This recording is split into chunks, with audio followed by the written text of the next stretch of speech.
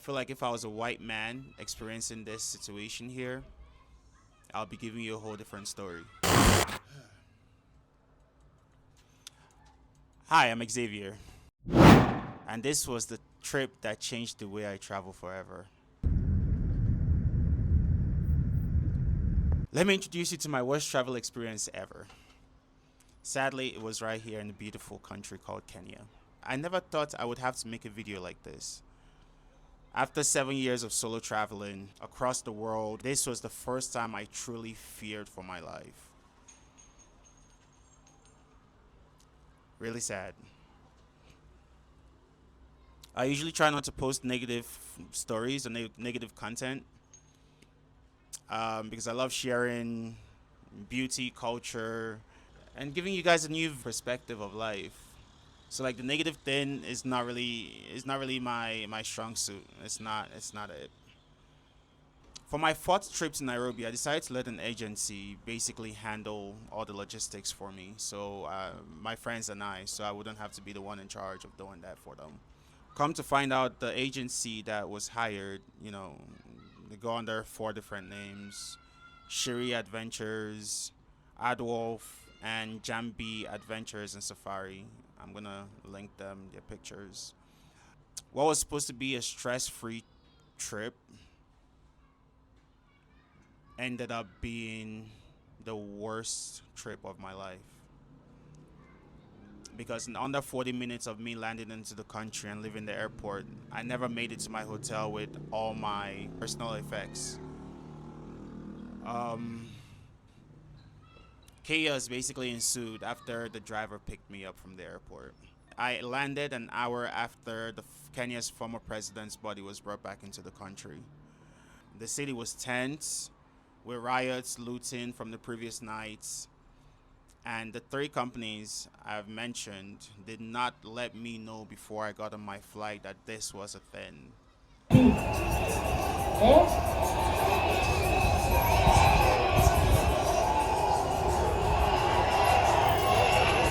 Nyayo. Kasarani. Sawa, sasa kama tunaenda Kasarani, ngoja tukubaliane vile tutaenda. My assigned driver from the airport continuously stopped to talk to people on the streets that were part of the procession.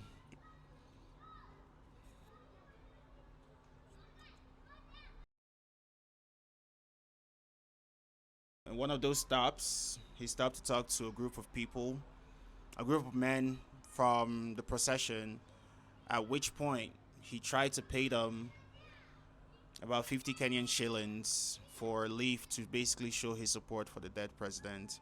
Mebagi na 07? Ni API Safaricom. And his phone got stolen. Instead of locking the doors and going after the thief and securing me first, he ran out and left me in the car by myself, leaving me completely alone. Within seconds of the commotion of him running out and leaving the car and people seeing that happen, a group of 15 to 20 men approached the car. Obviously, seeing me alone in the car, they tried to gain access to the car, which I tried to put the car in drive to move or at least lock the doors. But the driver put the handbrakes on, basically leaving me stuck in the middle of nowhere.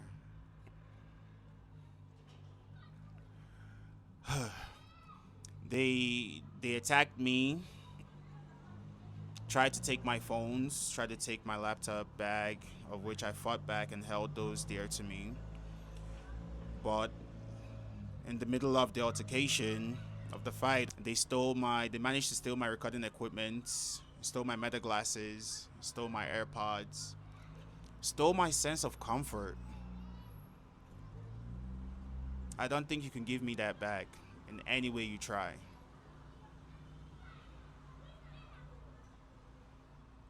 My luggage and the items I brought for my clients to record and create content for them while I was here, everything was taken from me. basically leaving me with just basketball shorts and a t-shirt that I had in my laptop bag. What made this worse was how the agency handled it, or rather, did not handle it.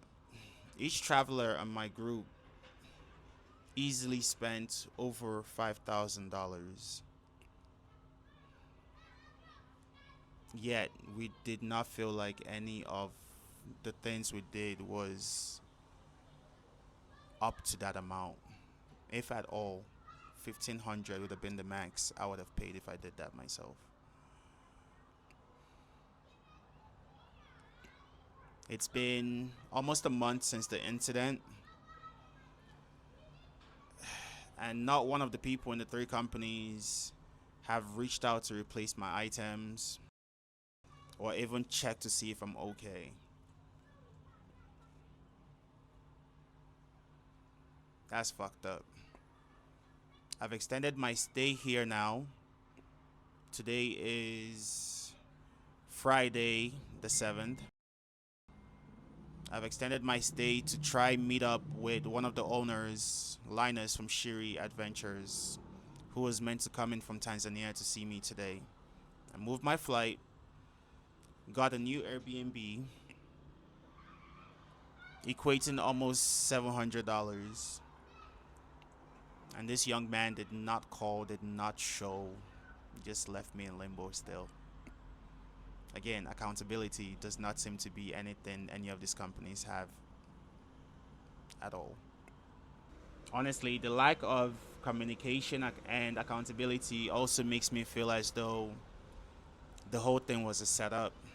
I'm not one of power or money, but it seems as though I was set up from the jump. Thankfully, the other parties for my trip did not show up till later that night, so they were good.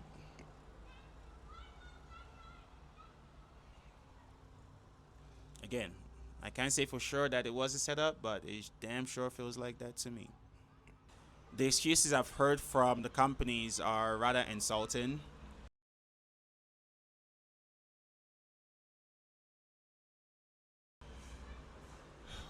Linus even tried to get me to gain sympathy for him because he lost his dad during this process as well. And my apologies to you, but I don't give a fuck. Because I almost lost my life, and none of you seem to give a fuck about that. This whole conversation I'm having with you guys right now possibly could have gone a different way. I wouldn't be here to tell you my story. Somebody else would have told it for me.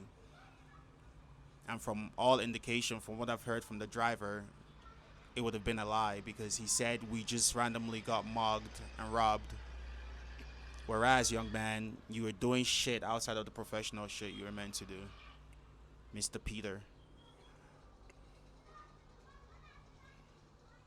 I almost lost my life. I'm still going through it. I've lost my sense of security and possibly my ego as a man. And you expect me to give a fuck about your dead dad. I really held back in trying to make this video. I really held back from trying to make this video. About a month and still nothing. That's taking the illest piss if I ever did see one. I've had to go to 7 different police stations, each one sending me to the next one. Also asking for incentives just to file a police report. I'm not even asking you to go after the perks. I just want a police report, and I still have to pay you guys for that. I know this is Africa, but do better. I went to the U.S. Embassy, physically went to the U.S. Embassy myself.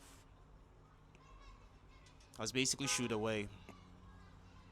Like, this does not matter to you. As a U.S. citizen, fuck you. I went to the Department of Tourism here in Kenya.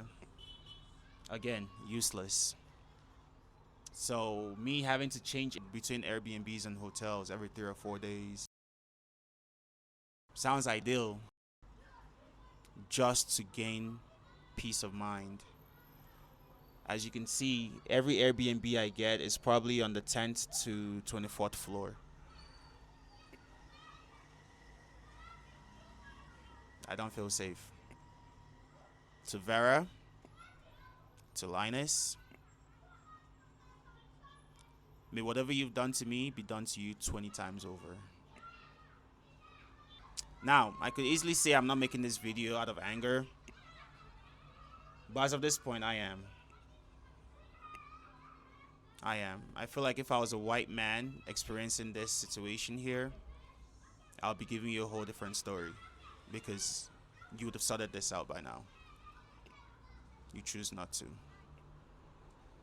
I'm creating this video for awareness as well for the companies. Again, I will call them out, because the disrespect is on 1,000 as of this point. I'd like to give a big shout out to Cool Chris, Braxton Cotton, Michelle Hughes, my father, my brother, Aziz, Moore Onyekaba, Ashley Turner, Iris, and because you guys did everything in your power to make me feel whole, to help me continue this trip. And I truly appreciate you guys for that. Thank you. TourHero, who facilitated the trip originally, putting the African teams involved. I honestly thought you guys were better than this, but after giving you over a month to figure out what you were going to do with this incident, you chose to send me this email basically saying I should fuck off, even though I am one of your clients. Thank you for showing yourself.